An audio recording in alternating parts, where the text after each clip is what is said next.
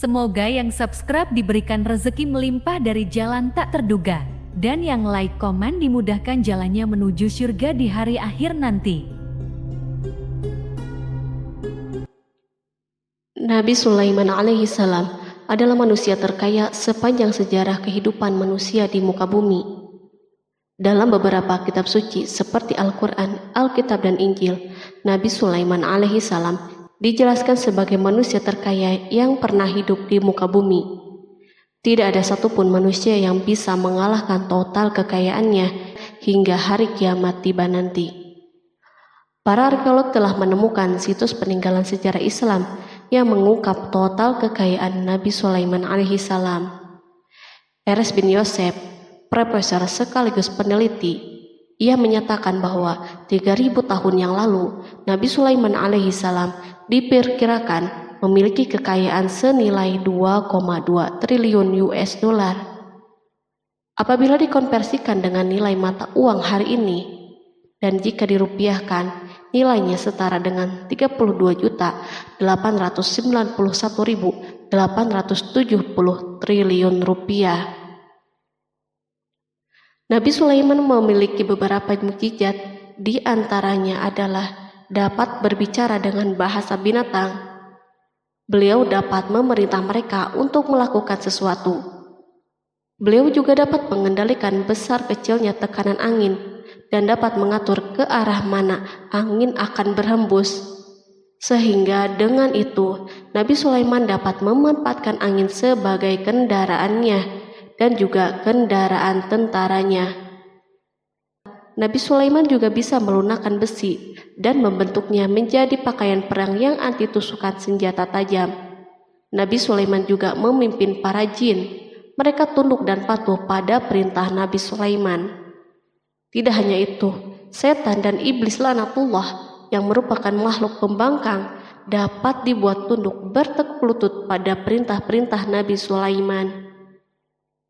Nabi Sulaiman bisa melakukan teleportasi, yaitu berpindah dari suatu tempat ke tempat yang lain dalam waktu singkat. Peristiwa tersebut dibuktikan dengan pemindahan singgasana Ratu Balqis atas perintah Nabi Sulaiman. Nabi Sulaiman juga dikenal sebagai raja yang adil dan bijaksana. Nabi Sulaiman diberkahi kecerdasan yang luar biasa untuk menyatupadukan segenap kekuatan yang Allah berikan kepadanya. Ia mengelola dan membawa kerajaannya menjadi kekuatan raksasa yang tak terkalahkan di masanya dengan segenap kemampuan yang dimilikinya. Tentara Nabi Sulaiman adalah tentara terkuat di bumi tanpa ada yang menandinginya. Pertanyaan dasar yang muncul kali ini adalah dari mana sumber kekayaan dan kekuatan Nabi Sulaiman alaihi salam? Sebelum saya melanjutkan, mohon bantu channel ini untuk terus berkembang dengan cara subscribe dan nyalakan tanda loncengnya.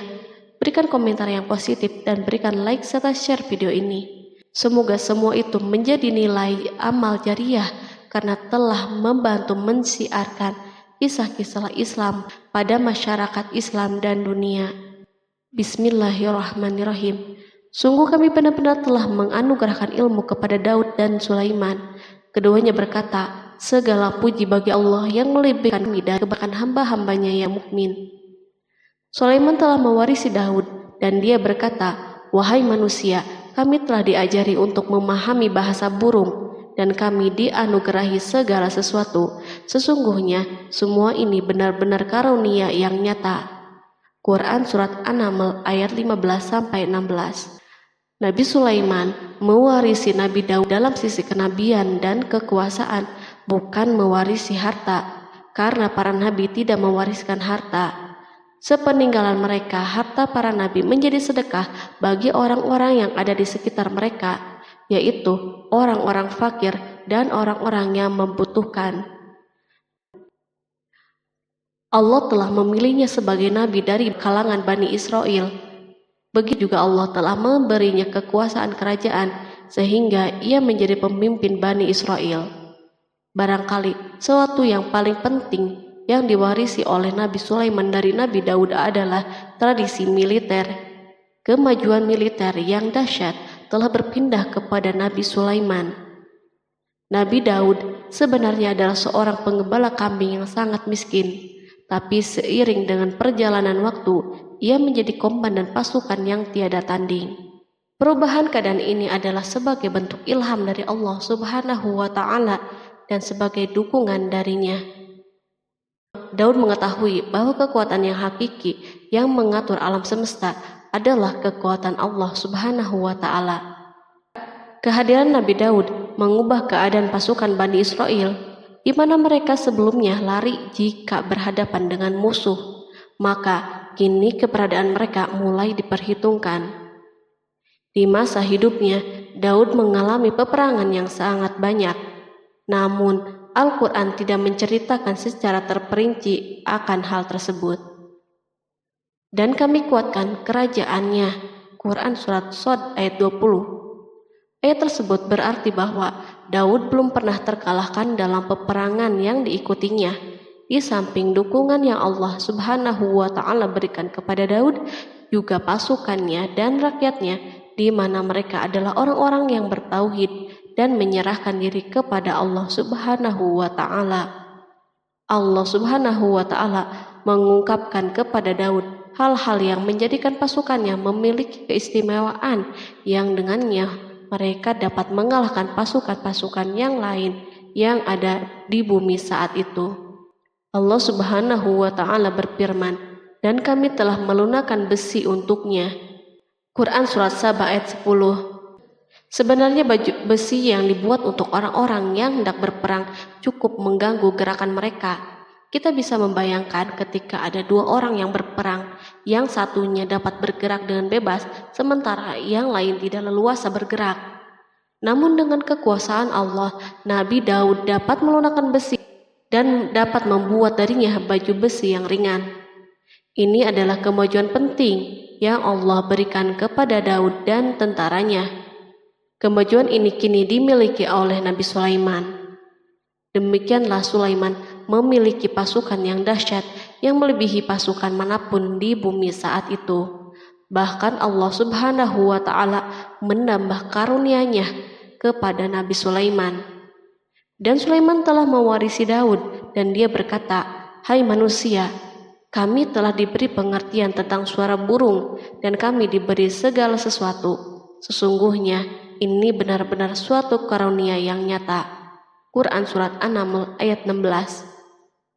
Pada suatu hari, Nabi Sulaiman menengadahkan tangannya dan berdoa kepada Allah Subhanahu wa Ta'ala. Antara hati Nabi dan Allah tidak ada penghalang, tidak ada jarak, tidak ada sekatan waktu, dan tak ada seorang pun dari para nabi yang berdoa kepada Allah kecuali doanya pasti terkabul. Kejernihan hati ketika mencapai puncak tertentu, maka ia akan menggapai apa saja yang diinginkan di jalan Allah Subhanahu wa Ta'ala. Dalam doanya Nabi Sulaiman berkata, "Ya Tuhanku, ampunilah aku dan anugerahkanlah kepadaku kerajaan yang tidak dimiliki oleh seorang pun sesudahku." Quran Surat Shad ayat 35. Sulaiman menginginkan dari Allah Subhanahu wa Ta'ala suatu kerajaan yang belum pernah diperoleh oleh siapapun setelahnya. Allah Subhanahu wa Ta'ala mengabulkan doa hambanya Nabi Sulaiman dan memberinya kerajaan tersebut. Barangkali orang-orang yang hidup di saat ini bertanya-tanya, mengapa Sulaiman meminta kerajaan ini yang belum pernah dimiliki oleh seorang pun setelahnya. Ambisi Sulaiman untuk mendapatkan kekuasaan atau kerajaan adalah ambisi yang ada di dalam seorang nabi, dan tentu ambisi para nabi tidak berkaitan kecuali dengan kebenaran. Ambisi tersebut adalah bertujuan untuk memudahkan penyebaran dakwah di muka bumi. Nabi Sulaiman sama sekali tidak cinta kepada kekuasaan ataupun ingin menunjukkan kesombongan. Namun beliau ingin mendapatkan kekuasaan untuk memerangi kelaliman yang menyebar di muka bumi. Perhatikanlah kata-kata Nabi Sulaiman kepada Balqis ketika beliau berdialog dengannya. Dan ketika Balqis datang, ditanyakanlah kepadanya, "Serupa inikah singgasanamu?" Dia menjawab, "Seakan-akan singgasana ini singgasanaku. kami telah diberi pengetahuan sebelumnya dan kami adalah orang-orang yang berserah diri. Quran Surat An-Naml ayat 42. Demikianlah kata-kata Sulaiman yang bijaksana, kata-kata yang membenarkan permintaannya untuk memiliki kekuasaan dan kekuatan. Sulaiman telah mengerahkan semua kemuliaan dan kekuasaannya dalam rangka menegakkan agama Allah Subhanahu wa Ta'ala dan menyebarkan Islam. Nabi Sulaiman mewarisi kekuasaan, kenabian, hikmah ilmu dari Daud. Orang-orang menyebut Sulaiman Al-Hakim atau Sulaiman yang bijaksana. Kebijaksanaan Nabi Sulaiman tidak terbatas pada keadilannya di tengah-tengah manusia dan kasih sayangnya kepada mereka. Namun kebijaksanaan Sulaiman juga berlaku di kalangan burung dan binatang-binatang lainnya. Nabi Daud juga mengenal bahasa burung, tetapi Sulaiman dapat berbicara dengan bahasa burung. Bahkan ia dapat menjadikannya sebagai pembantunya. Ketika Nabi Daud bertasbih, maka gunung-gunung dan burung-burung serta binatang buas pun ikut bertasbih bersamanya. Bahkan angin pun berhenti untuk mendengar tasbih ini. Sedangkan Nabi Sulaiman, Allah Subhanahu wa Ta'ala memberinya karunia lebih dari itu, di mana binatang-binatang buas tunduk padanya, begitu juga angin dan burung. Allah Subhanahu wa Ta'ala berfirman, dan sesungguhnya kami telah memberi ilmu kepada Daud dan Sulaiman, dan keduanya mengucapkan, segala puji bagi Allah yang melebihkan kami dari kebanyakan hamba-hambanya yang beriman. Dan dia berkata, hai manusia, kami telah diberi pengertian tentang suara burung, dan kami diberi segala sesuatu. Sesungguhnya semua ini benar-benar karunia yang nyata.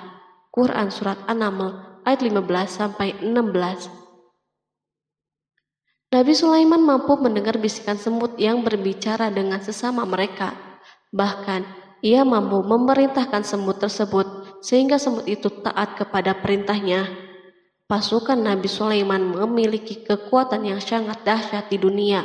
Belum pernah ada di dunia suatu pasukan yang memiliki kekuatan seperti ini. Kekuatan Nabi Sulaiman berasal dari beberapa kombinasi yang sangat mengagumkan, sehingga karenanya ia tidak dapat tertandingi. Kekuatan itu terdiri dari manusia, jin, dan burung. Kita mengetahui bahwa jin adalah makhluk Allah Subhanahu wa Ta'ala dan manusia tidak mampu untuk melihatnya atau menghadirkannya atau meminta pertolongannya. Sedangkan Sulaiman telah diberi Allah Subhanahu wa Ta'ala kemampuan untuk menundukkan jin. Bahkan ia mampu menjadikan mereka sebagai pekerja-pekerja kasar di kerajaannya saat itu, saat tidak ada peperangan. Ketika ada pasukan lain yang mencoba melawan pasukan ini, maka mustahil mereka akan merasakan kemenangan. Bahkan pasukan Sulaiman juga diperkuat oleh pasukan burung. Burung di pasukan Sulaiman memerankan tugas yang sangat penting, yaitu sebagai badan intelijen. Kita mengetahui bahwa peranan informasi saat peperangan sangatlah penting. Dari informasi tersebut, pasukan dapat mengetahui keadaan musuhnya. Demikianlah peranan burung pada pasukan Sulaiman. Ia terbang di tengah-tengah musuh, kemudian ia kembali kepada Sulaiman untuk menyampaikan berita tentang keadaan musuhnya. Di samping jin dan burung, Allah Subhanahu wa Ta'ala juga menundukkan angin untuk Sulaiman. Nabi Sulaiman dapat memerintahkan angin dan ia mampu menaiki angin bersama tentaranya. Pasukan Sulaiman juga terdiri dari pasukan udara pada saat di mana tak seorang pun memimpikan untuk terbang di udara. Barangkali mukjizat ini yang Allah Subhanahu wa Ta'ala berikan kepada Sulaiman menjadi sebab kejayaan militernya sehingga pasukannya tidak tertandingi. Allah Subhanahu wa Ta'ala berfirman, dan dihimpunkan kepada Sulaiman tentaranya dari jin, manusia, dan burung, lalu mereka diatur dengan tertib dalam barisan. Quran Surat An-Naml ayat 17. Kemudian kami tundukkan kepada angin yang berhembus dengan baik menurut kemana saja yang dikehendakinya. Dan kami tundukkan pula kepadanya setan-setan, semuanya ahli bangunan dan penyelam, dan setan yang lain yang terikat dalam belenggu. Inilah anugerah kami, maka berikanlah kepada orang lain atau tahanlah untuk dirimu sendiri dengan tiada pertanggungan jawab. dan sesungguhnya dia mempunyai kedudukan yang dekat pada sisi kami dan tempat kembali yang baik. Quran Surat Shad ayat 30-40. Di samping senjata udara yang Allah Subhanahu wa Ta'ala berikan kepada Sulaiman, Allah Subhanahu wa Ta'ala juga memberikan kemampuan yang tak seorang pun dari para nabi mendapatkannya, yaitu kemampuan untuk memerintah setan. Setan adalah salah satu bagian dari jin. Ia adalah kelompok yang celaka dari bangsa jin. Kelompok ini sebenarnya tidak mampu dikuasai oleh manusia. Bahkan jin soleh pun tidak dapat mengatur mereka. Adapun Sulaiman, Allah Subhanahu wa Ta'ala memberinya kekuasaan untuk menundukkan setan dan mempekerjakannya, bahkan mengikatnya dengan rantai serta menghukumnya jika menentang perintahnya. Setan membangun untuk Sulaiman istana dan patung-patung dan alat-alat perang. Bahkan setan-setan itu menyelam di dasar lautan untuk mengeluarkan permata dan yakut untuk Sulaiman. Jika ada di antara setan yang menentang perintahnya, maka Nabi Sulaiman mengikatnya dengan rantai. Ini semua menunjukkan kekayaan Sulaiman dan kekuasaannya, di mana ia mampu mengatur banyak makhluk di dunia. Tentu kemampuan itu atas izin Allah sebagai mukjizat darinya. Allah Subhanahu wa Ta'ala berfirman, dan sebagian dari jin ada yang bekerja di hadapannya, di bawah kekuasaannya, dengan izin Tuhannya, dan siapa yang menyimpang di antara mereka dari perintah kami, maka kami rasakan kepadanya azab neraka yang apinya menyala-nyala. Para jin itu membuat untuk Sulaiman apa yang dikehendakinya dari gedung-gedung yang tinggi, patung-patung, dan piring-piring yang besarnya seperti kolam dan periuk yang tetap berada di atas tungku. Quran Surat Saba ayat 12. Nabi Sulaiman yang bijaksana adalah penguasa yang tak tertandingi di muka bumi. Meskipun memperoleh nikmat yang khusus dan agung ini yang Allah Subhanahu wa Ta'ala berikan kepada Nabi Sulaiman, beliau tetap menunjukkan sebagai manusia yang paling banyak berzikir kepadanya dan manusia yang paling banyak bersyukur di zamannya. Allah Subhanahu wa Ta'ala berfirman tentang Sulaiman, Sulaiman sebaik-baik hamba, sesungguhnya dia amat taat kepada Tuhannya. Quran Surat Shad ayat 30. Nabi Sulaiman selalu mendirikan sholat, puasa, tasbih, dan mengungkapkan rasa cinta yang dalam. Hamba yang kembali adalah hamba yang menuju Allah Subhanahu wa Ta'ala. Waktu sholat bagi Sulaiman adalah waktu yang sangat penting, sehingga ketika datang waktu itu, maka beliau tidak bisa disibukkan dengan hal yang lain. Sulaiman mengetahui penyakit kuda dan ia mampu berbicara dengan bahasa kuda. Bahkan kuda itu pun mentaati perintah Nabi Sulaiman. Allah Subhanahu wa Ta'ala juga memberikan kenikmatan lain atas Sulaiman. Allah Subhanahu wa Ta'ala berfirman, dan kami alirkan cairan tembaga baginya. Quran Surat Saba ayat 12. Al-Kihtir adalah tembaga yang dicairkan. Sebagaimana Allah Subhanahu wa Ta'ala memberikan nikmat atas ayahnya Daud di mana ia mampu melunakkan besi, dan Allah Subhanahu wa Ta'ala mengajarinya bagaimana cara mencairkannya, maka Sulaiman pun memanfaatkan tembaga yang cair untuk peperangan dan di saat perdamaian. Pada saat peperangan, beliau mencampur tembaga dengan besi dan membuat darinya perunggu. Mereka menggunakan senjata-senjata perunggu dalam peperangan seperti pedang, baju besi, dan pisau. Senjata-senjata ini adalah senjata yang paling kuat di saat itu. Sedangkan di saat perdamaian, tembaga digunakan untuk membuat bangunan, patung, dan sebagainya. Meskipun Nabi Sulaiman mendapatkan nikmat yang besar dan karunia yang khusus, Allah Subhanahu wa Ta'ala mengujinya dengan suatu ujian yang akan selalu datang pada seorang hamba. Ketika hamba itu mendapatkan kedudukan yang besar, maka ujiannya pun menjadi besar. Allah Subhanahu wa Ta'ala menguji Sulaiman dengan penyakit. Allah Subhanahu wa Ta'ala berfirman, dan sesungguhnya kami telah menguji Sulaiman dan kami jadikan dia tergeletak di atas kursinya sebagai tubuh yang lemah karena sakit. Kemudian ia bertaubat. Ia berkata, Ya Tuhanku, ampunilah aku, anugerahkanlah kerajaan yang tidak dimiliki oleh seorang pun sesudahku. Sesungguhnya Engkaulah yang Maha Pemberi. Kemudian kami tundukkan kepadanya angin yang berhembus dengan baik menurut kemana saja yang ia kehendaki. Dan kami tundukkan pula kepadanya setan-setan, semuanya ahli bangunan dan penyelam. Quran Surat Shad ayat 34-37. Sulaiman diuji dengan penyakit yang sangat keras, di mana dokter saat itu tidak mampu mengatasinya. Sakitnya Sulaiman sangat keras, sehingga para dokter dari kalangan manusia dan jin tidak mampu menghilangkan penyakitnya. Lalu burung-burung menghadirkan rumput-rumput yang dianggapnya sebagai obat, tetapi Sulaiman pun belum juga sembuh.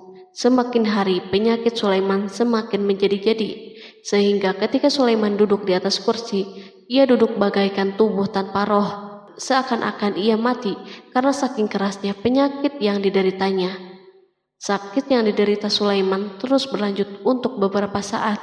Namun Sulaiman tidak henti-hentinya berzikir kepada Allah Subhanahu wa Ta'ala dan meminta kesembuhan kepadanya, serta beristighfar kepadanya, serta mengungkapkan rasa cintanya kepada Allah Subhanahu wa Ta'ala. Selesailah ujian Allah Subhanahu wa Ta'ala terhadap hambanya Sulaiman. Beliau pun sembuh.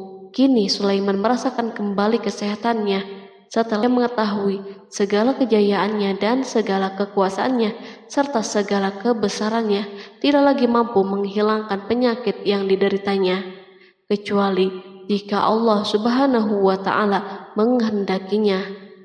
Dan sesungguhnya kami telah menguji Sulaiman dan kami jadikan dia tergeletak di atas kursinya sebagai tubuh yang lemah karena sakit. Quran Surat Shad ayat 34. Kata jasad dalam bahasa Arab diungkapkan atas sesuatu yang kehilangan kehidupan atau kesehatan. Nabi Sulaiman telah membangun masjid atau tempat beribadah sehingga manusia menyembah Allah Subhanahu wa Ta'ala di dalamnya. Rumah ini menunjukkan keunggulan seni arsitektur dan seni pahat. Orang-orang yang membangun rumah ini berjumlah puluhan ribu orang. Tentu setiap kelompok dari mereka memiliki pekerjaan masing-masing. Di antara mereka ada yang mencairkan tambang, ada yang menjadi tukang pahat, ada yang membelah batu, ada yang memotong-motong kayu, ada yang mendatangkan rumput-rumput dari Lebanon, dan ada yang melelehkan emas dan menjadikannya lempengan-lempengan yang mengkilat untuk menutupi kayu dan menutupi dinding. Bahkan golongan jin membantu pembangunan rumah tersebut, tentu dengan perintah dan bimbingan Nabi Sulaiman. Mereka membuat patung-patung yang besar dan membuat bejana yang besar untuk tempat makanan para tentara dan pekerja, yaitu bejana seperti gunung karena saking beratnya dan besarnya. Mereka juga membuat tempat-tempat minum yang besarnya seperti kolam. Sulaiman mengawasi para pekerjanya dan juga mengurusi masyarakatnya, di mana beliau mengenali problem mereka dan berusaha memecahkannya. Beliau juga mengawasi pasukannya dari kalangan binatang dan burung. Beliau mengetahui apakah ada satu dari mereka yang tidak hadir, kemana ia pergi, serta mengapa ia pergi. Nabi Sulaiman bukan hanya mengetahui problem tentaranya dari kalangan manusia dan tentaranya dari kalangan burung, namun ia juga menunjukkan kasih sayangnya terhadap semut, di mana beliau mendengar bisikannya dan tidak suka untuk menginjaknya. Pada suatu hari, ia berjalan di depan tentaranya dan tiba-tiba ia mendengar suara semut yang berkata kepada teman-temannya dari kalangan semut. Hingga apabila mereka sampai di lembah semut, berkatalah seekor semut, "Masuklah ke dalam sarang-sarangmu agar kamu tidak terinjak oleh Sulaiman dan tentaranya." Sedangkan mereka tidak menyadari. Maka dia tersenyum karena mendengar perkataan semut itu, dan ia berdoa, "Ya Tuhanku, berilah aku ilham untuk tetap mensyukuri nikmat-Mu yang telah Engkau anugerahkan kepadaku dan kepada kedua orang ibu dan bapakku, dan untuk mengerjakan amal soleh yang Engkau ridhoi, dan masukkanlah aku dengan rahmat-Mu ke dalam golongan hamba-hamba-Mu yang soleh." Quran Surat An-Naml ayat 18-19. Sulaiman mendengarkan pembicaraan semut itu, lalu beliau tersenyum karena mendengar pembicaraannya. Apa yang dibayangkan oleh semut kecil itu? Meskipun Sulaiman mendapatkan kekuasaan dan memiliki tentara yang besar, namun beliau menunjukkan kasih sayang terhadap semut. Beliau mendengar bisikannya dan melihat semut yang ada di depannya. Oleh karena itu, tidak mungkin baginya untuk menginjaknya. Sulaiman bersyukur kepada Allah Subhanahu wa Ta'ala yang telah memberinya nikmat, yaitu nikmat rahmat dan nikmat kasih sayang. Di samping itu, Sulaiman orang yang paling kaya di dunia, di mana istananya terbuat dari kayu-kayu gaharu yang memiliki bau yang harum, dan istananya terbuat dari emas dan terkadang dari kristal. Beliau juga memiliki kursi besar yang dibuat dari emas dan permata.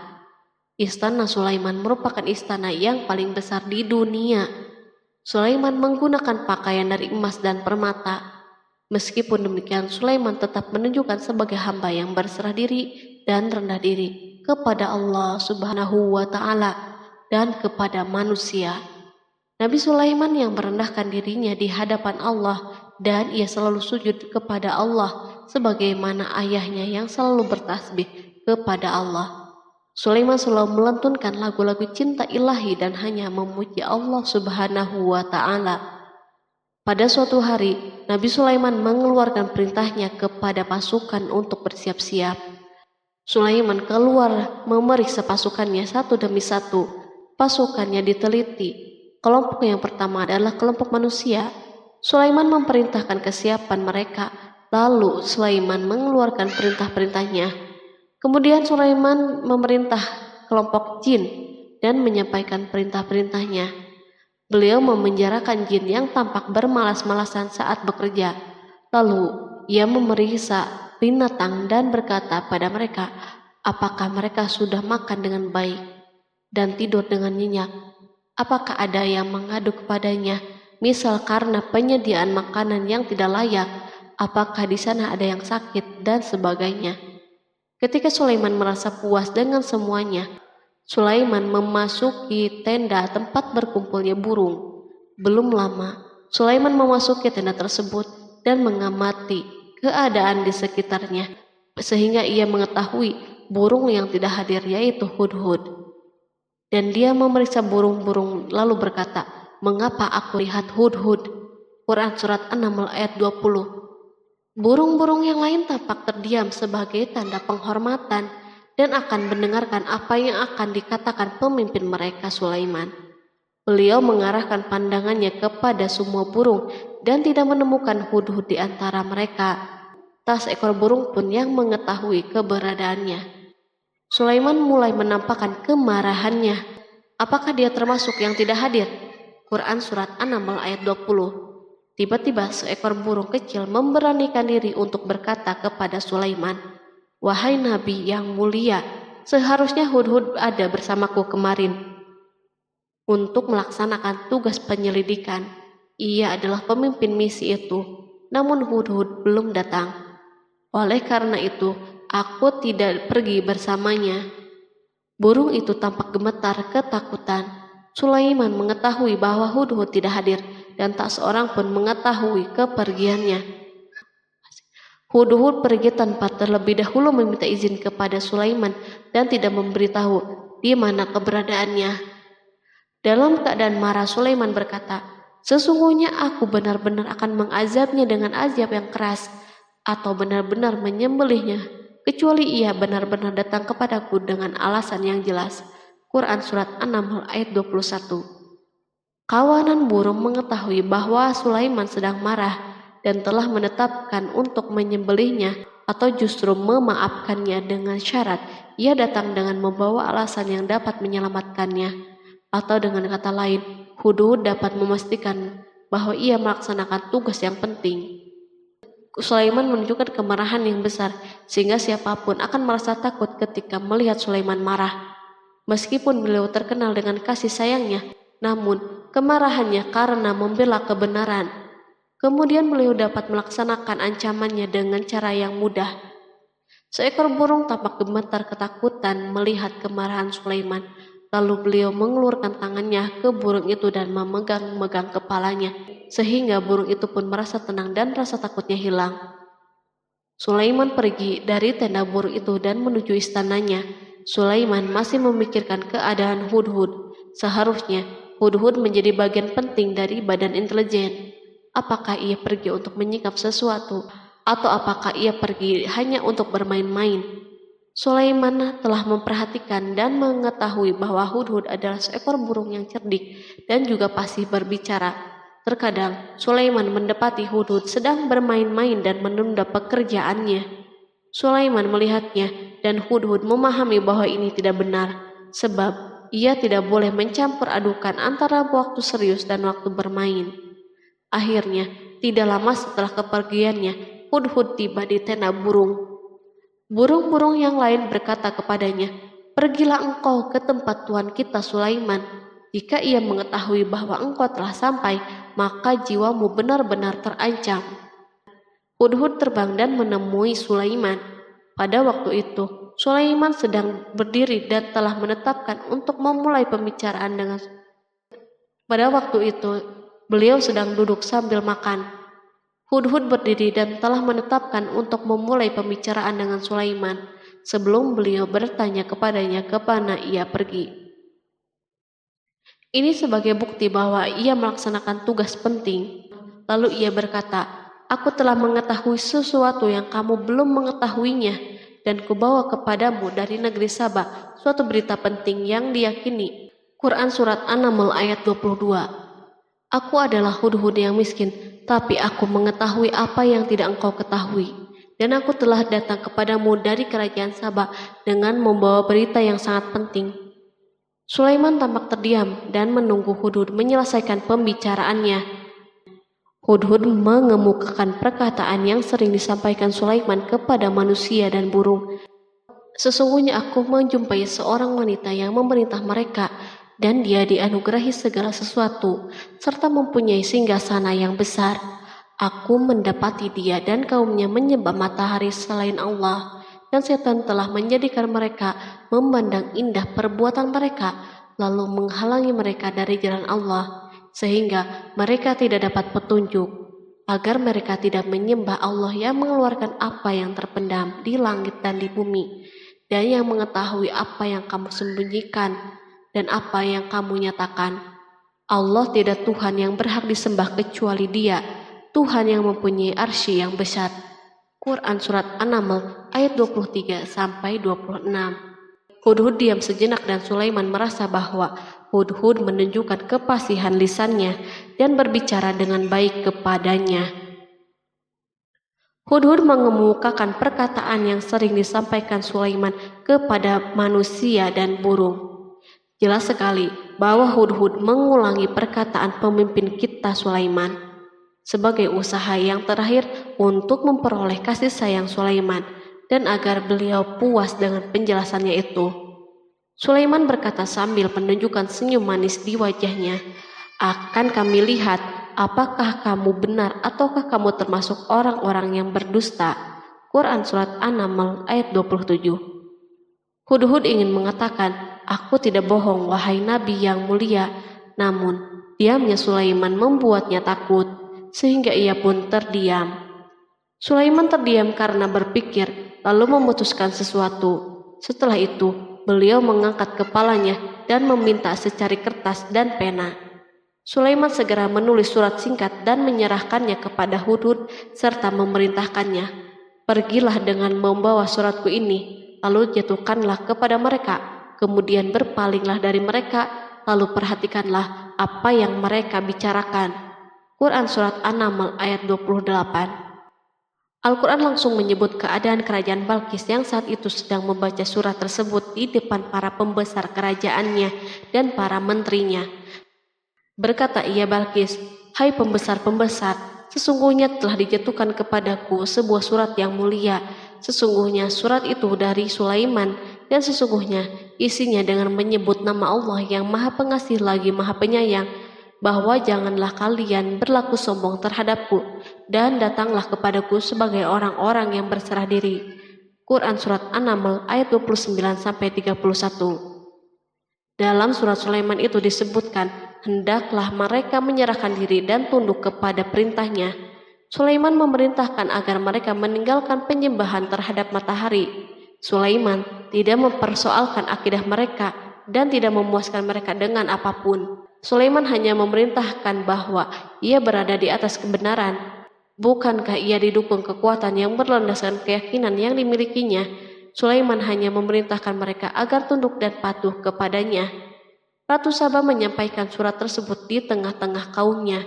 Berkata dia, Balkis, "Hai putra para pembesar, berilah aku pertimbangan dalam urusanku ini. Aku tidak pernah memutuskan sesuatu persoalan sebelum kamu berada di majelisku." Quran Surat An-Naml ayat 32. Sementara itu, reaksi para pembesar istana adalah menentang surat tersebut. Isi surat itu membangkitkan kecongkakan kaum Saba, di mana mereka merasa lebih kuat. Mereka mengetahui bahwa di sana ada orang yang mencoba menantang mereka dan mengisyaratkan peperangan kepada mereka. Lalu ia meminta kepada mereka untuk memenuhi syarat-syaratnya sebelum terjadinya peperangan dan kekalahan. Mereka menjawab, "Kita adalah orang-orang yang memiliki kekuatan dan juga memiliki keberanian yang sangat dalam peperangan, dan keputusan berada di tanganmu. Maka pertimbangkanlah apa yang akan kamu perintahkan." Quran Surat An-Naml ayat 33.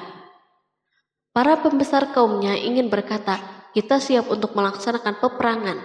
Tampaknya ratu memiliki kebijakan yang lebih baik daripada pembesar kaumnya. Surat Sulaiman itu membuatnya berpikir lebih jernih dan hati-hati. Ia berusaha sebisa mungkin menghindari peperangan. Ratu itu berpikir dalam tempo yang lama. Nama Sulaiman tidak diketahuinya, dan ia pun belum pernah mendengarnya. Oleh karena itu, ratu tidak mengetahui kekuatannya. Boleh jadi Sulaiman memiliki kekuatan yang dahsyat sehingga mampu memerangi kekuasaannya dan mengalahkannya. Kemudian ratu memperhatikan apa yang ada di sekelilingnya. Ia melihat kemajuan masyarakatnya dan kejayaannya. Barangkali ia mengira bahwa Sulaiman iri terhadap kemajuan dan kekayaan ini, sehingga Sulaiman ingin menyerangnya. Setelah mempertimbangkan isi surat Sulaiman dengan cermat, Ratu Saba memilih untuk tidak bersikap ceroboh. Ratu itu lebih suka untuk menggunakan bahasa-bahasa kelembutan. Ia mengirim kepada Sulaiman suatu hadiah yang besar. Ratu mengira bahwa Sulaiman seorang yang ambisius, yang boleh jadi ia telah mendengar tentang kekayaan kerajaannya. Para utusan pergi dengan membawa hadiah dari Ratu Saba. Ratu berharap agar mereka dapat memasuki kerajaan Sulaiman dan akan mengetahui kondisi kerajaannya. Saat mereka pulang, Ratu ingin mendengar secara langsung dari mereka tentang keadaan kaum Sulaiman dan pasukannya. Setelah mendapatkan informasi yang cukup, maka Ratu dapat membuat suatu keputusan yang tepat. Ratu menyembunyikan apa yang terlintas dalam dirinya, lalu ia berbicara kepada pembesar istananya bahwa ia dapat menyingkap niat jahat Raja Sulaiman melalui cara mengirimkan hadiah kepadanya. Ratu lebih memilih cara tersebut dan menunggu reaksi Sulaiman. Ratu berhasil memuaskan para pembesar istananya dan untuk sementara menghilangkan ide untuk berperang. Karena para raja jika menyerang suatu desa, maka pemimpin desa tersebut adalah orang yang paling banyak mendapatkan kehinaan dan cercaan. Akhirnya para pembesar kaumnya merasa puas dengan pikirannya itu. Allah Subhanahu wa Ta'ala berfirman, Dia berkata, "Sesungguhnya raja-raja apabila memasuki suatu negeri, niscaya mereka membinasakannya dan menjadikan penduduknya yang mulia menjadi hina, dan demikian pula lah yang akan mereka perbuat. Dan sesungguhnya aku akan mengirim utusan kepada mereka dengan membawa hadiah, dan aku akan menunggu apa yang akan dibawa kembali oleh utusan-utusan itu." Quran Surat An-Naml ayat 34-35. Kemudian sampailah hadiah Ratu Balkis kepada Nabi Sulaiman. Para badan intelijennya memberitahunya bahwa para utusan Balkis datang dengan membawa hadiah. Sulaiman langsung mengetahui bahwa ratu itu sengaja mengirim orang-orangnya untuk mengetahui atau mendapatkan informasi tentang kekuatannya. Lalu setelah itu, ia mengambil keputusan atau sikapnya kepada Sulaiman. Sulaiman segera memanggil semua pasukannya untuk berkumpul.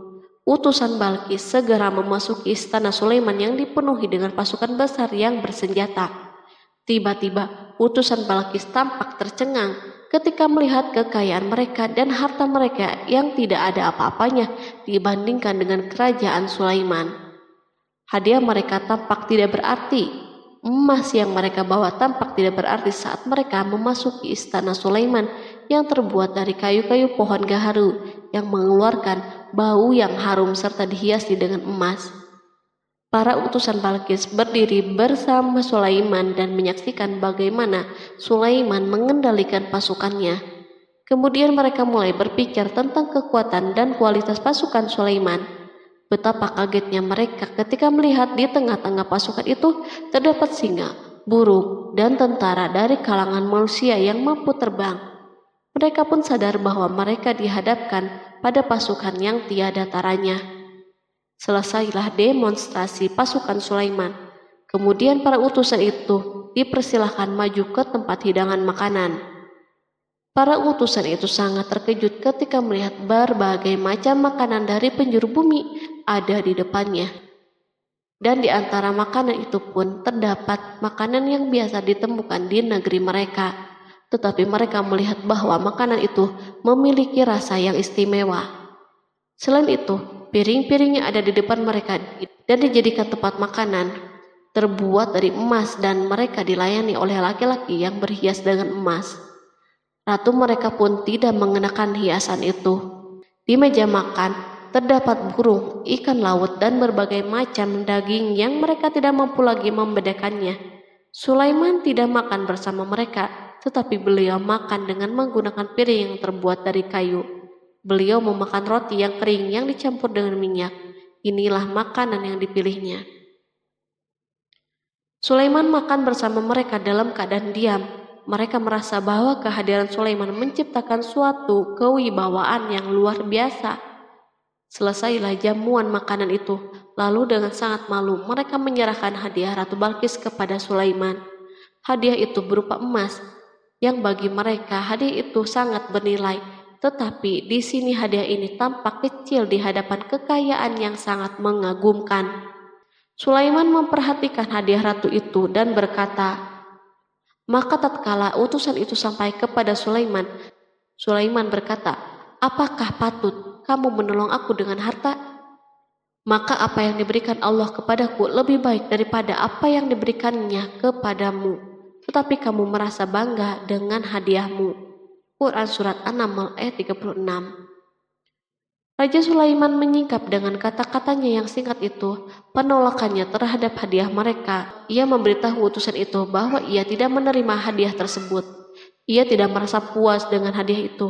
Yang membuatnya puas hanya, janganlah kalian berlaku sombong terhadapku dan datanglah kepadaku sebagai orang-orang yang berserah diri. Lalu Sulaiman kembali berkata dengan pelan, kembalilah kepada mereka. Sesungguhnya kami akan mendatangi mereka dengan bala tentara yang mereka tidak kuasa melawannya. Dan pasti kami akan mengusir mereka dari negeri itu Saba dengan terhina dan mereka menjadi tawanan-tawanan yang hina. Quran Surat An-Naml ayat 37. Sulaiman meninggalkan para utusan ratu itu setelah terlebih dahulu mengancam mereka. Para utusan itu mengharap agar Sulaiman mau menunggu kunjungan dari Ratu Balkis yang akan membawa misi perdamaian. Akhirnya sampailah para utusan Balkis ke negeri Saba. Mereka segera menuju istana ratu. Mereka memberitahu bahwa negeri mereka ada di ujung tanduk. Mereka menceritakan kepada ratu kekuatan Sulaiman dan tidak mungkin bagi mereka mampu melawannya. Mereka meyakinkan Balkis bahwa ia harus mengunjunginya dan melihat sendiri. Kemudian ratu menyiapkan dirinya untuk pergi menuju kerajaan Sulaiman. Sulaiman duduk di kursi kerajaan di tengah-tengah para pembesarnya dan para menterinya, serta para komandan pasukan. Sulaiman mengetahui bahwa Balkis menuju tempatnya. Balkis dikelilingi rasa takut. Sulaiman berpikir sejenak tentang bagaimana matahari disembah. Ia memikirkan bagaimana informasi yang diterima badan intelijennya tentang kemajuan kerajaan Balkis dalam bidang kesenian dan ilmu pengetahuan. Sulaiman bertanya kepada dirinya sendiri, apakah kemajuan menjadi penghalang untuk mengetahui kebenaran? Apakah ratu itu gembira dengan kekuatan yang dicapainya? Dan ia membayangkan bahwa kekuatan adalah segalanya. Dengan kemajuan yang dimilikinya, Sulaiman ingin membuat kejutan agar ratu mengetahui bahwa Islam yang diyakini oleh Sulaiman adalah satu-satunya yang mampu mendatangkan kemajuan dan kekuatan yang hakiki. sehingga ia dapat membandingkan antara keyakinannya dalam menyembah matahari beserta kemajuan yang dicapainya dan keyakinan Sulaiman juga beserta kemajuan yang diraihnya. Para intelijen Sulaiman telah memberitahunya bahwa hal yang sangat disegani dan dikagumi oleh kaum Balkis adalah singgasana Ratu Balkis. Singgasana itu terbuat dari emas dan batu mulia. Singgasana tersebut dijaga oleh para penjaga yang sangat disiplin, di mana mereka tidak pernah lalai sedikit pun.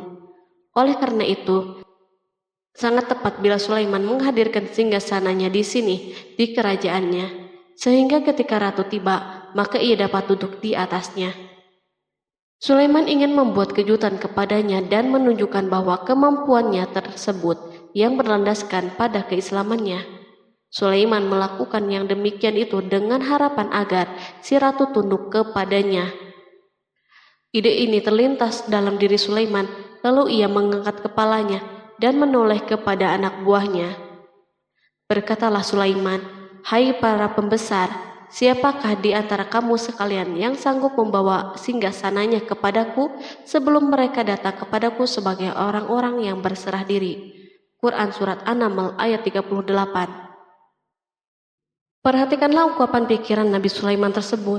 Semua pemikirannya berkisar tentang keislaman para penyembah matahari, tentang bagaimana beliau dapat memberikan petunjuk kepada mereka di jalan Allah.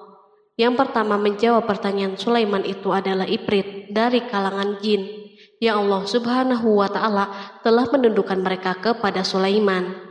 Berkatalah Ifrit yang cerdik dari golongan jin, "Aku akan datang kepadamu dengan membawa singgasana itu sebelum kamu berdiri dari tempat dudukmu. Sesungguhnya aku benar-benar kuat untuk membawanya lagi dapat dipercaya." Quran Surat An-Naml ayat 39. Sulaiman berdiri dari tempat duduknya setelah 1 atau 2 jam. Namun jin itu berjanji kepadanya untuk menghadirkan singgasana Balkis sebelum itu. Istana Sulaiman berada di Palestina, sedangkan istana Balkis terletak di Yaman. Jarak antara singgasana tersebut dan singgasana Sulaiman lebih dari ribuan mil.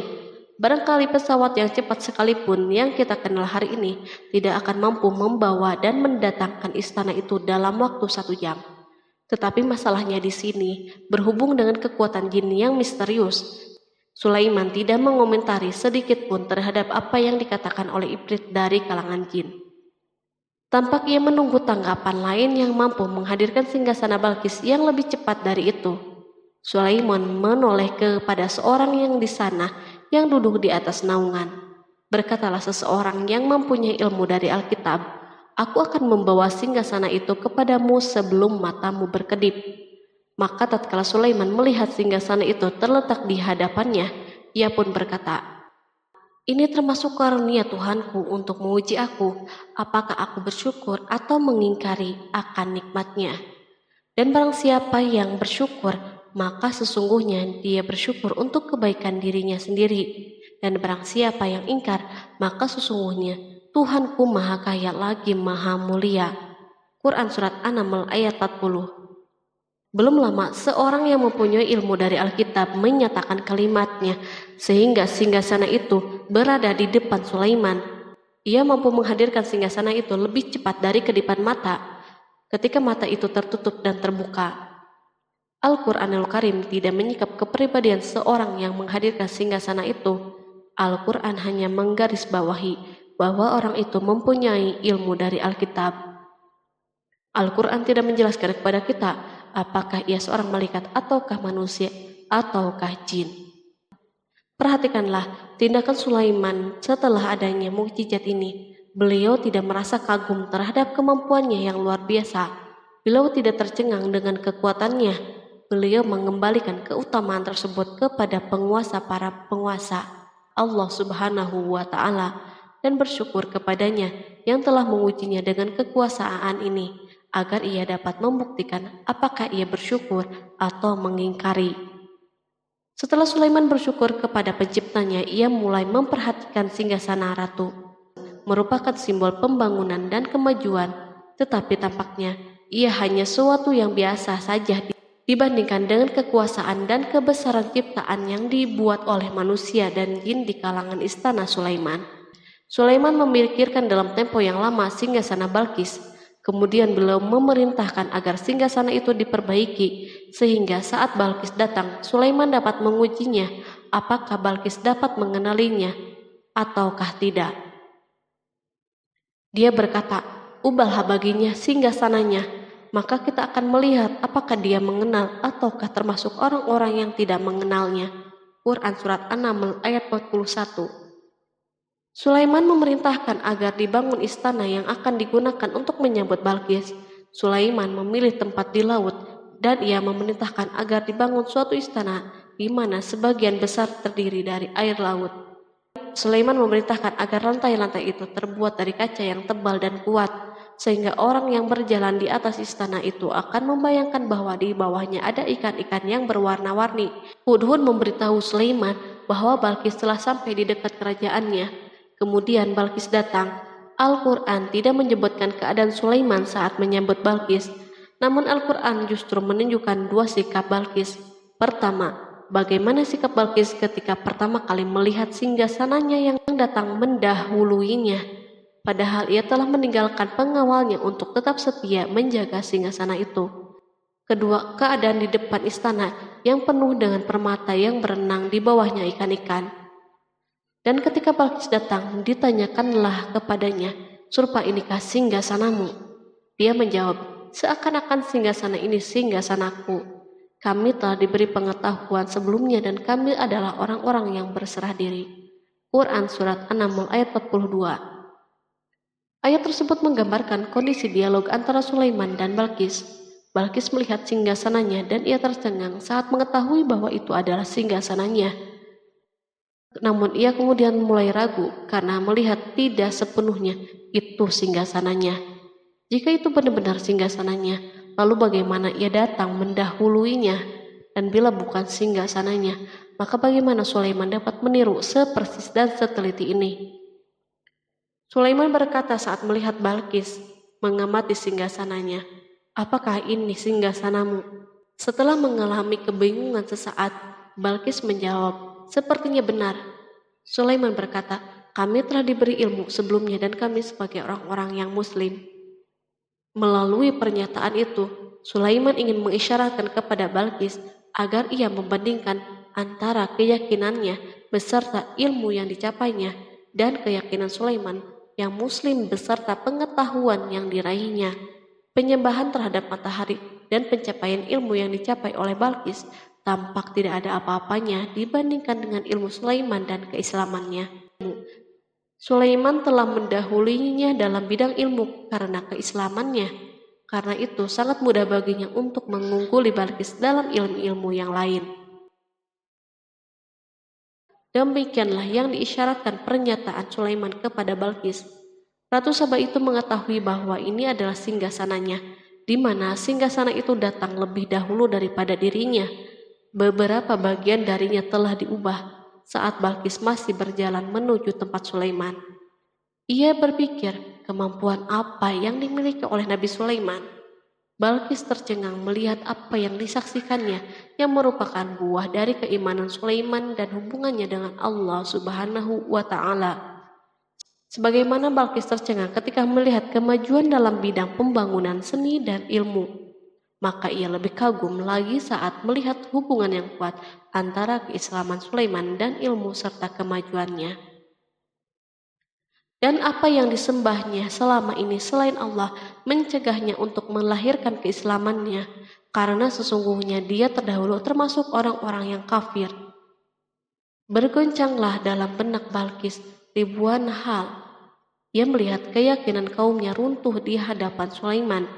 Ia menyadari matahari yang disembahnya merupakan ciptaan Allah Subhanahu wa Ta'ala, di mana dia menggerakkannya untuk hamba-hambanya. Lalu terbitlah matahari kebenaran pada dirinya. Hatinya diterangi oleh cahaya baru yang tidak akan tenggelam seperti tenggelamnya matahari. Masa keislamannya hanya menunggu waktu. Balkis memilih waktu yang tepat untuk mengumumkan keislamannya. Allah Subhanahu wa Ta'ala berfirman, dikatakan kepadanya, "Masuklah ke dalam istana." Maka tatkala dia melihat lantai istana itu, dikiranya kolam air yang besar, dan disikapnya kedua betisnya. Berkatalah Sulaiman, Sesungguhnya ia adalah istana yang licin yang terbuat dari kaca. Berkatalah Balqis, "Ya Tuhanku, sesungguhnya aku telah berbuat zalim terhadap diriku, dan aku berserah diri bersama Sulaiman kepada Allah, Tuhan semesta alam." Quran Surat 6 ayat 44. Dikatakan kepada Balqis, masuklah ke dalam istana. Ketika ia masuk, maka ia tidak menyaksikan adanya kaca, tetapi ia melihat air, sehingga ia mengira akan bersinggungan dengan air laut. Lalu ia menyingkap sedikit bajunya agar bajunya tidak basah. Sulaiman mengingatkannya tanpa melihat agar tidak khawatir terhadap pakaiannya, karena pakaiannya tidak akan basah sebab di sana tidak ada air. Ia sekedar kaca yang halus yang saking halusnya hingga tidak tampak. Pada kesempatan itulah Balqis mengumumkan keislamannya. Ia mengakui kelaliman dirinya dan ia menyatakan penyerahan diri kepada Sulaiman dan kepada Allah Subhanahu wa Ta'ala. Lalu kaumnya pun mengikutinya dan mereka memeluk Islam. Balqis menyadari ia berhadapan dengan penguasa yang terbesar di bumi dan salah satu nabi yang mulia. Untuk pertama kalinya wajah Sulaiman dihiasi dengan senyuman yang menunjukkan kepuasannya sejak Balqis mengunjunginya. Demikianlah Sulaiman mewujudkan kejayaannya yang hakiki dan menyebarkan cahaya Islam di muka bumi. Al-Quran tidak menyebutkan kisah Balqis setelah keislamannya. Para ahli tafsir mengatakan bahwa ia menikah dengan Sulaiman. Selain itu, ada yang mengatakan bahwa ia menikah dengan salah satu orang dekat Sulaiman. Ada juga yang mengatakan bahwa sebagian Raja Habasyah adalah keturunan dari buah perkawinan ini. Sulaiman hidup di tengah-tengah kejayaan dan kemuliaan di muka bumi. Kemudian Allah Subhanahu wa Ta'ala menetapkan kematian baginya. Sebagaimana kehidupan Sulaiman yang berada di puncak kemuliaan dan kejayaan yang penuh dengan keajaiban yang luar biasa, maka kematiannya pun merupakan tanda-tanda kebesaran Allah Subhanahu wa Ta'ala yang penuh dengan keajaiban. Demikianlah bahwa kematiannya sesuai dengan kehidupannya, sesuai dengan kejayaannya. Allah Subhanahu wa Ta'ala berfirman tentang kematian Sulaiman. Maka tatkala kami telah menetapkan kematian Sulaiman, tidak ada yang menunjukkan kepada mereka kematiannya itu kecuali rayap yang memakan tongkatnya. Maka tatkala ia telah tersungkur, tahulah jin bahwa kalau sekiranya mereka mengetahui yang gaib, tentulah mereka tidak akan tetap dalam siksa yang menghinakan. Quran Surat Saba ayat 14. Kemampuan Nabi Sulaiman untuk menundukkan jin dan mempekerjakan mereka serta hubungan mereka dengannya, semua ini menimbulkan fitnah di tengah-tengah manusia dalam hal tertentu. Dan kematian Sulaiman merupakan batasan atau jawaban terhadap fitnah ini. Kami tidak mengetahui siapa yang mengklaim bahwa jin mengetahui hal yang gaib. Kami tidak mengetahui siapa yang bertanggung jawab terhadap tersebarnya isu yang keliru ini. Yang kita ketahui adalah bahwa hal tersebut tersebar dan mempengaruhi sebagian manusia dan jin. Barangkali manusia berkata kepada diri mereka, selama jin melakukan perbuatan yang luar biasa ini, maka apa gerangan yang menjadikan mereka tidak mengetahui hal-hal yang gaib itu? Manusia lupa bahwa kunci kegaiban berada di tangan Allah Subhanahu wa Ta'ala. Masalah ilmu gaib tidak akan mampu dikuasai oleh jin, manusia, ataupun para nabi dan semua makhluk. Hanya Dia yang mengetahuinya. Allah Subhanahu wa Ta'ala merencanakan bahwa kematian Sulaiman pun bertujuan untuk menghancurkan pemikiran ini, yaitu pemikiran bahwa jin mengetahui hal yang gaib. Jin bekerja untuk Nabi Sulaiman selama beliau hidup, dan tatkala beliau meninggal, maka tugas mereka menjadi bebas. Nabi Sulaiman meninggal tanpa diketahui oleh jin, sehingga mereka tetap bekerja untuknya. Mereka tetap kepada Sulaiman. Seandainya mereka mengetahui hal yang gaib, niscaya mereka tidak akan meneruskan pekerjaan mereka. Pada suatu hari Sulaiman memasuki mihrabnya untuk itikaf, ibadah dan sholat. Tak seorang pun berani mengganggu khalwat di mihrabnya. Mihrab Sulaiman terletak di puncak gunung dan dindingnya terbuat dari permata. Pada suatu hari, Sulaiman duduk bersandar pada tongkatnya dan ia tampak tenggelam dalam tafakur. Beliau berzikir kepada Allah hingga rasa kantuk menguasainya. Lalu setelah itu malaikat maut menemuinya di mihrabnya. Sulaiman pun meninggal. Beliau bersandar kepada tongkatnya. Jin melihatnya dan mengira bahwa beliau sedang sholat. sehingga mereka pun tetap melanjutkan pekerjaannya. Berlalulah hari yang panjang, kemudian datanglah rayap, yaitu semut kecil yang memakan kayu. Hewan itu pun mulai memakan tongkat Sulaiman. Rayap-rayap itu tampak lapar. Sebagian dari tongkat Sulaiman dimakan beberapa hari oleh rayap itu. Ketika yang dimakannya semakin bertambah, maka tongkat itu pun menjadi rusak dan jatuh dari tangan Sulaiman. Tubuh mulia itu kehilangan keseimbangan dan rampas di bumi. Tatkala tubuh suci itu tersungkur, maka manusia segera menuju ke sana. Mereka menyadari dan mengetahui bahwa Nabi Sulaiman telah meninggal dalam waktu yang sangat lama. Jin menyadari bahwa mereka tidak mengetahui hal-hal yang gaib, dan manusia pun mengetahui hakikat ini. Seandainya jin mengetahui hal yang gaib, niscaya tidak akan meneruskan siksa yang hina. Mereka tidak akan bekerja. Demikianlah Nabi Sulaiman meninggal dalam keadaan duduk dan sholat di mihrabnya. Lalu berita itu tersebar bagaikan api di bumi. Manusia, burung dan binatang buas mengantarkan jenazah Nabi Sulaiman. Sekawanan burung tampak sedih dan menangis. Semua makhluk bersedih. Akhirnya, tak seorang pun mengetahui bahasa burung di bumi. Meninggallah seorang yang memahami pembicaraan burung. Burung-burung itu berkata, "Betapa beratnya kehidupan di tengah-tengah orang yang tidak mengetahui pembicaraan kita." Terdapat sejumlah versi perihal riwayat tentang kisah wafat Nabi Sulaiman alaihi salam.